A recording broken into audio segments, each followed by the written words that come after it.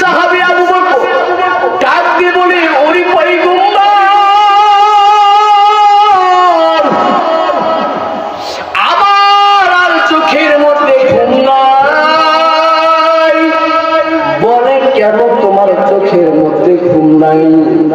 হযরত আবু বকর সিদ্দিক রাদিয়াল্লাহু তাআলা আনহু ডাক দিয়ে বলে, পয়গম্বর, আমি মনে মনে চিন্তা করি আমার মায়ের নবী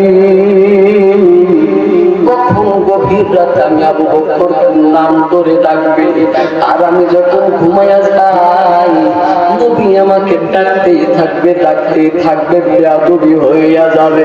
ওরে পয়গম্বর, আপনাকে খুশি করার জন্য, দিনকে খুশি করার জন্য আমি আর একটা রাতও ঘুমাই না, আমি দরজার এই জায়গায় ট্যাগ লাগাইয়া থাকি, মায়ের নবী কখন আমাকে ডাক দেয়। একটু জোরে বলি আল্লাহু আকবার। মায়ার নবী বলেন, আবু বকরের এক রাতের আমল, এক রাতের আমল আবু বকরের এত আমল যে আমলের কোনো কমতি নাই। জোরে বলি আল্লাহু আকবার।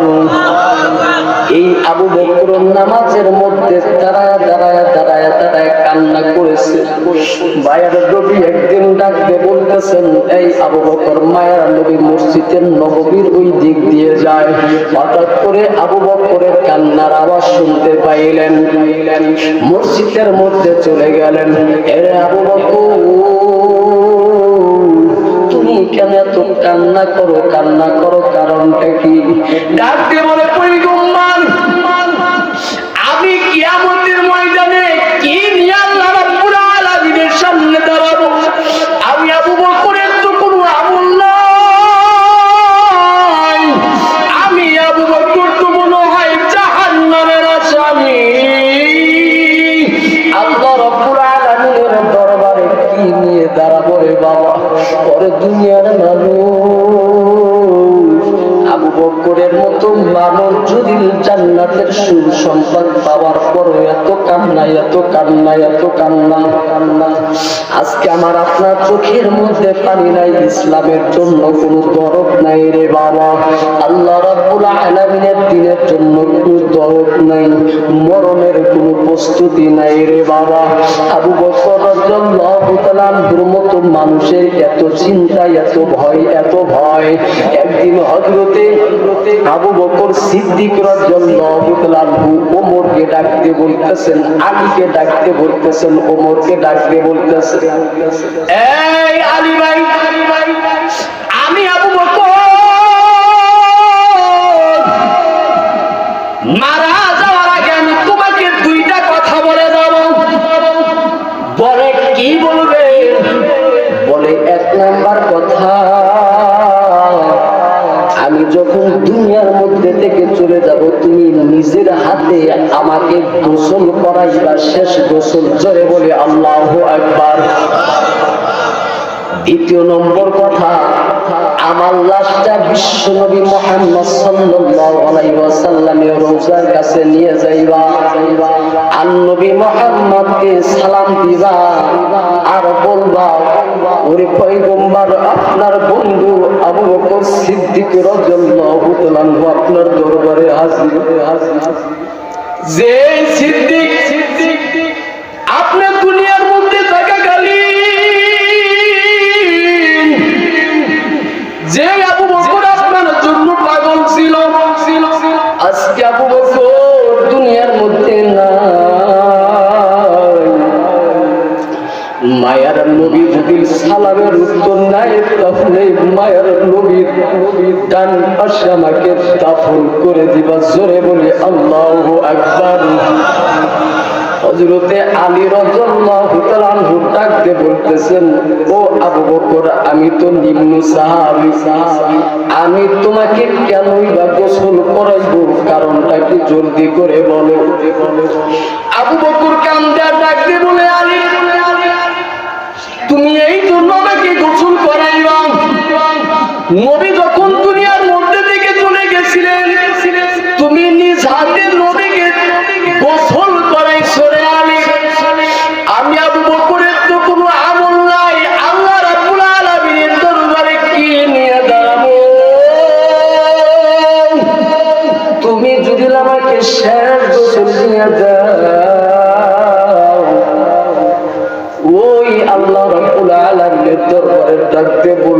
মালিক জীবনের নামাজ পড়ছি, রোজা রাখছি, জানি না নামাজ কবুল হয়েছে কি হয় নাই। ওরে মালিক কিন্তু আমাকে হযরতে আলী শেখ গোসল করা দিছে, যে হাতটা নবীর সাথে লেগেছে। আল্লাহ যদি তোমার হাতের উসিলায় নবী মুহাম্মাদের উসিলায় মাফ করে দেয়, আমার জীবনটা ধন্য হইয়া যাবে। জোরে বলি সুবহানাল্লাহ। হযরত আবু বকর সিদ্দিক রাদিয়াল্লাহু তাআলা যখন দুনিয়ার মধ্যে থেকে চলে গেলেন, মায়ার নবী মুহাম্মদ সাল্লাল্লাহু আলাইহি ওয়াসাল্লামের প্রিয় সাহাবী যখন চলে গেলেন, হযরতে আলী রাদিয়াল্লাহু তাআলা সুন্দরভাবে ধোয়াইয়া আস্তে আস্তে নবী মুহাম্মদের রওজার ওই জায়গার মধ্যে নিয়ে গেলেন। কিতাবের মধ্যে বর্ণনা, নবীর দিকে সালাম দিতে দেরি, কিন্তু নবী মুহাম্মদ রওজা থেকে সালামের উত্তর নিতে দেরি করে নাই। আল্লাহু আকবার। আমার মায়ের নবী ডাক দিয়ে বলে, আমার আবু বকর কই? আমার আবু বকরকে আমার কাছে দাও। আমার আবু বকর ইসলামের জন্য এত পরিশ্রম করেছে, আমার আবু বকরকে আমার সাথে দাফন করিয়ে দাও, আমার আবু বকরকে আমার কাছেই রেখে দাও। হযরতে আলী রাদিয়াল্লাহু তাআলা নবী মুহাম্মাদের সাথেই দাফন করে দিলেন। জোরে বলে আল্লাহু আকবার। ওরে ভাই, দুনিয়ার মধ্যে থেকে আমিও যাব, আপনিও যাবেন রে বাবা। আমি আপনি দুনিয়ার মধ্যে থেকে কি নিয়ে যাব? অনেক রং তামাশা করলাম রে বাবা, অনেক কিছু করলাম রে বাবা। এত আমল, এত আমল, বারবার বারবার জুমার নামাজের মধ্যে বয়ান হয়, ওয়াজের মধ্যে বয়ান হয়, পীরের খানকার মধ্যে বয়ান হয়, তাবলীগের মধ্যে বয়ান হয়, তারপরও মানুষ হিদায়াতের মধ্যে আসে না, নামাজের মধ্যে আসে না রে বাবা। একটাই কারণ, আল্লাহ রাব্বুল আলামিনের ভয় নাই রে বাবা, দ্বীনের কোনো মহব্বত নাই রে বাবা। দ্বীনের মহব্বত যদি থাকতো, ইসলাম ফাঁকি দিতে পারতাম না, নামাজটাকে ফাঁকি দিতে পারতাম না। আর যদি আল্লাহ রাব্বুল আলামিনের দ্বীনের মহব্বত না থাকে, আমি আপনি যা ইচ্ছা তাই করতে পারবো। এক নম্বরে যত যাই কিছু করেন, আল্লাহ রাসূলকে বন্ধু বানায় নেন, আল্লাহ রাসূলকে বন্ধু বানায় নেন, আল্লাহ পাককে বন্ধু বানায় নেন। কারণ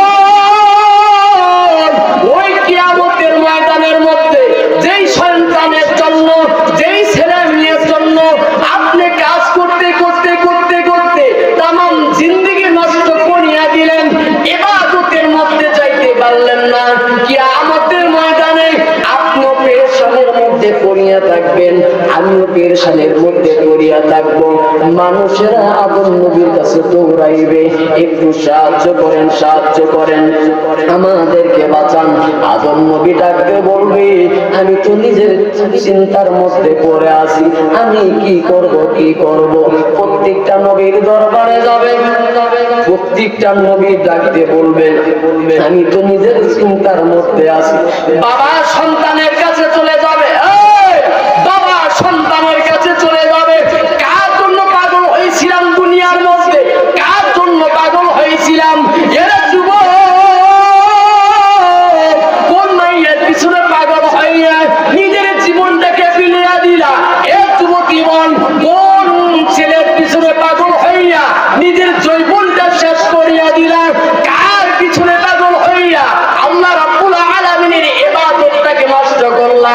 কিয়ামতের ময়দানে বলে, সন্তান বাবার পরিচয় দেবে না, বাবা সন্তানের পরিচয় দেবে না, কেউ কাউকে চিনবে না, কেউ কাউকে চিনবে না।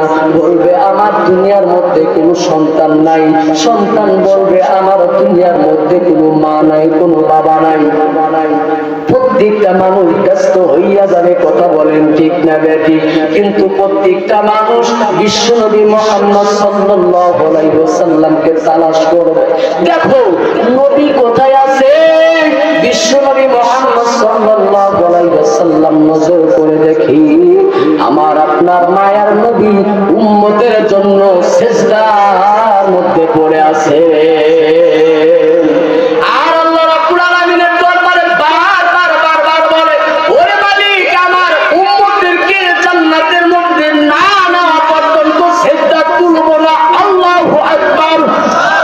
আমার আপনার মালিক ডাক দিয়ে বলবে, পয়গম্বর, আপনি সিজদাটা তুলিয়া আপনার উম্মতদেরকে বাঁচিয়া জান্নাতের মধ্যে নিয়ে যান। জোরে বলি আল্লাহু আকবার।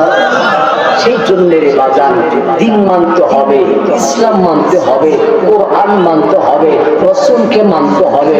ও ভাই, যদি আমি আপনাকে আল্লাহকে মানি, দ্বীনকে মানি, রাসূলকে মানি, আল্লাহ পাক রব্বুল আলামিন বলেন, ওয়ালিমান খাফা